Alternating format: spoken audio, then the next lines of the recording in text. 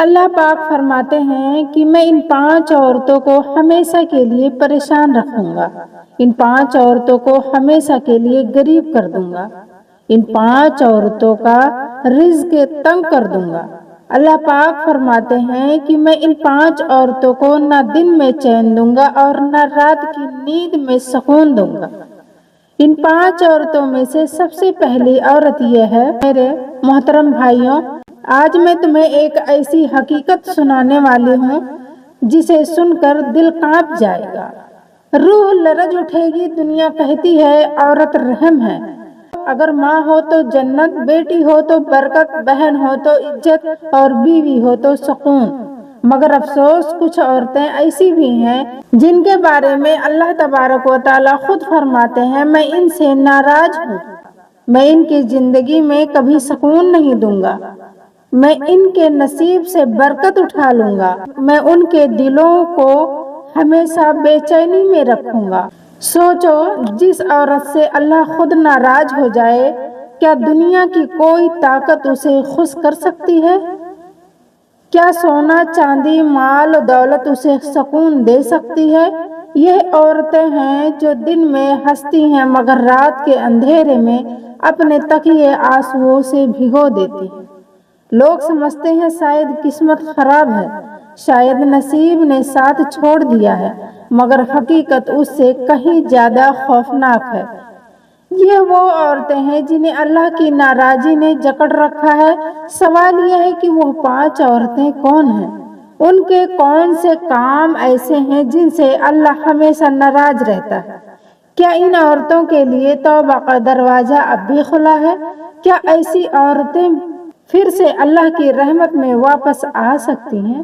آج کے اس بیان میں ہم انہی 5 عورتوں کے بارے میں بات کریں گے، وہ عورتیں جن کے بارے میں اللہ تبارک و تعالیٰ فرماتے ہیں ان کو دنیا میں بے سکون رکھوں گا اور آخرت میں بھی ان سے اپنا دیدار چھپا لوں گا۔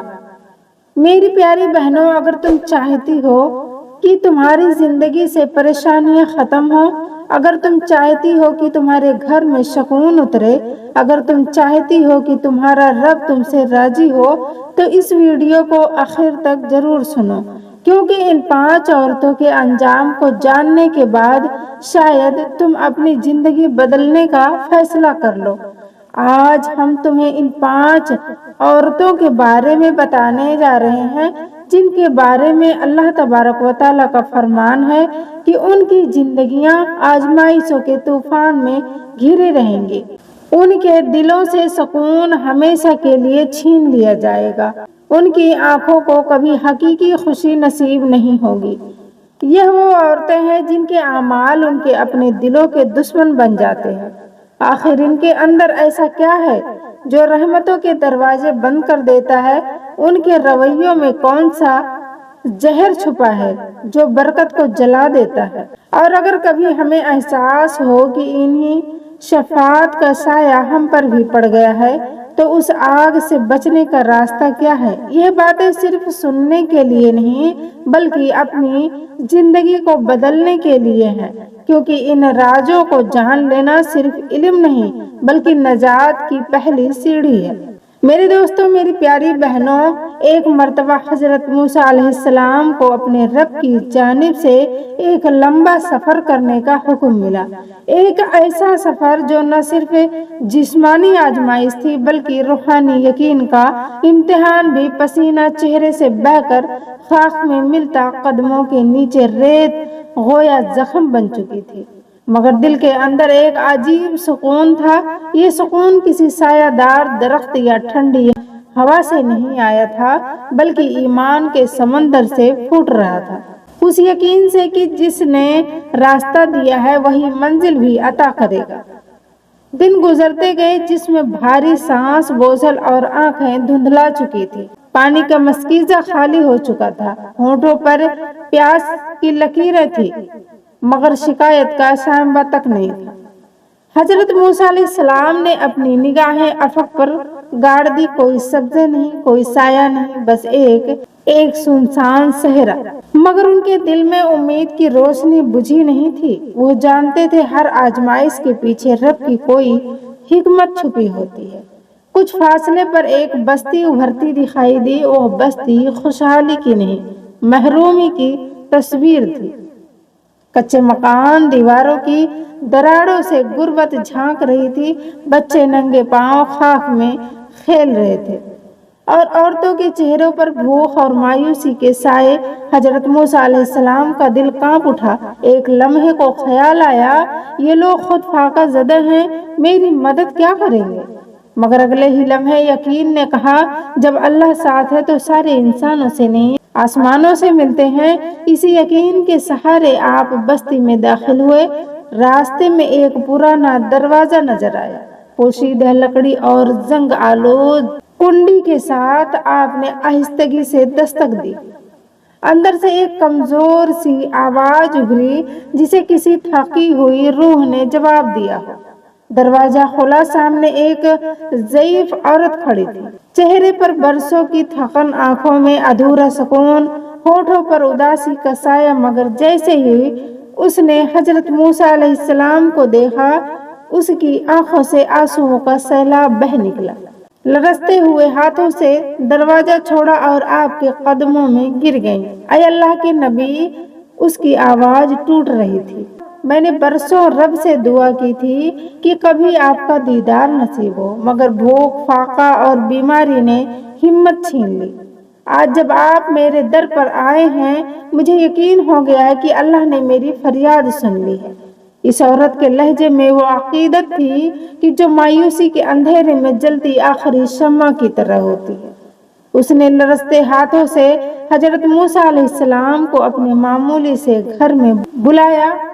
گھر کیا تھا؟ مٹی کی دیواریں، پرانا ٹاٹ اور ایک چھوٹا سا چراغ جو مدھم روشنی دے رہا تھا۔ اور اس عورت نے جو کچھ تھا، شاید خشک روٹی کا ایک ٹکڑا یا کھجور کا چھلکا عقیدت سے پیش کیا۔ حضرت موسیٰ علیہ السلام نے خوشی سے قبول کیا۔ پھر وہ عورت گویا برسوں کا بوجھ دل سے اتارنے لگی، کہنے لگی، اے اللہ کے برگزیدہ نبی، جب آپ کوہ طور پر اپنے رب سے ہم کلام ہوں تو میرے بارے میں ضرور پوچھیے گا۔ میں ہر وقت روتی رہتی ہوں، دل کو کبھی قرار نہیں آتا، میرے گھر میں سکون نہیں، میرے خوابوں میں خوشی نہیں۔ یا تو میں بہت گنہگار ہوں یا میرا مقدر ہی اداسی ہے۔ حضرت موسیٰ علیہ السلام کے چہرے پر نرمی چھا گئی۔ آپ نے فرمایا، میں تیرے سوال کو اپنے رب کے حضور پیش کروں گا۔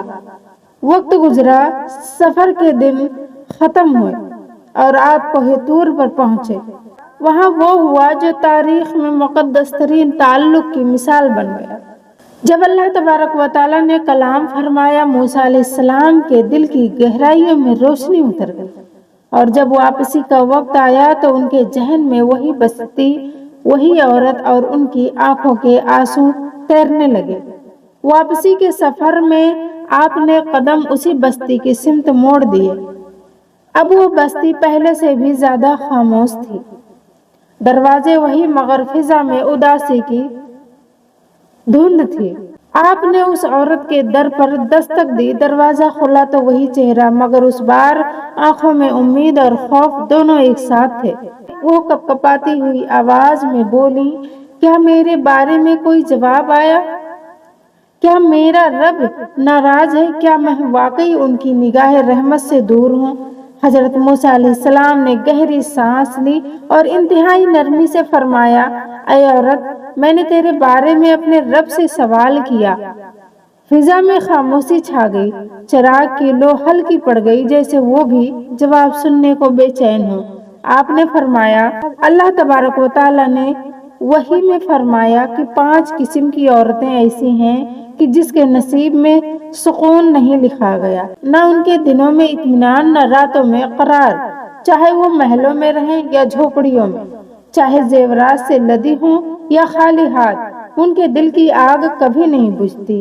اور اے عورت، شاید تو انہی میں شامل ہے۔ یہ سن کر وہ عورت جیسے پتھر بن گئی، جسم لرزنے لگا، آنکھوں سے آنسو ٹپکنے لگی۔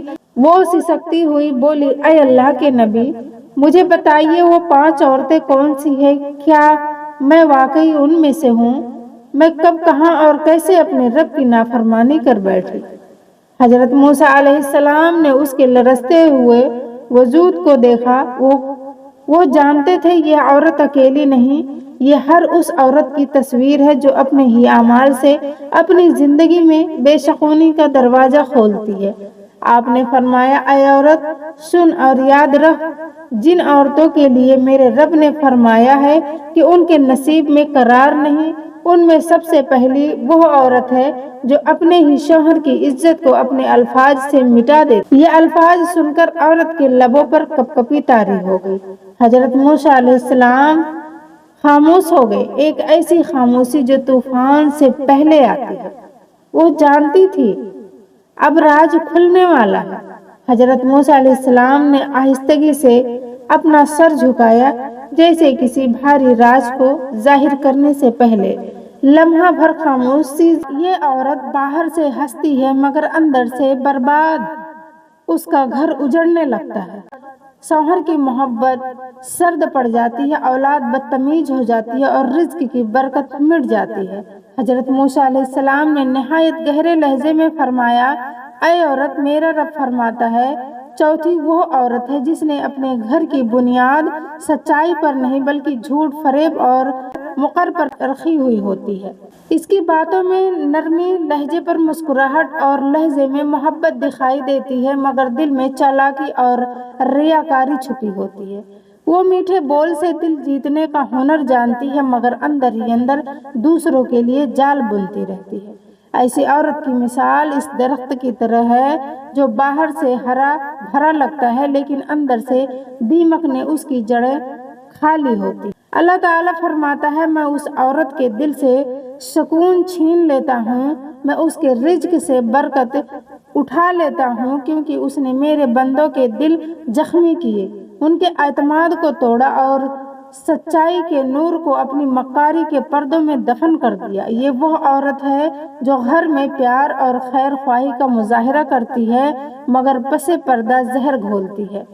کبھی ساس اور نند کے درمیان اختلاف پیدا کرتی ہے، کبھی شوہر کو والدین کے خلاف بھڑکاتی ہے اور کبھی اولاد کے دلوں میں نفرت کے بیج بوتی ہے۔ اس کے الفاظ میٹھے لگتے ہیں مگر نیت میں زہر ہوتا ہے۔ ایسی عورت دراصل اپنے ہی گھر کے چراغ بجھا دیتی ہے کیونکہ جہاں جھوٹ کی بنیاد ہو وہاں رحمت نہیں اترتی۔ حضرت موسیٰ علیہ السلام نے فرمایا، اے عورت، رشتے دھاگے نہیں، امانت ہے۔ اگر عورت امانت میں خیانت کرے اللہ تعالیٰ اس کے نصیب سے اطمینان اٹھا لیتا ہے۔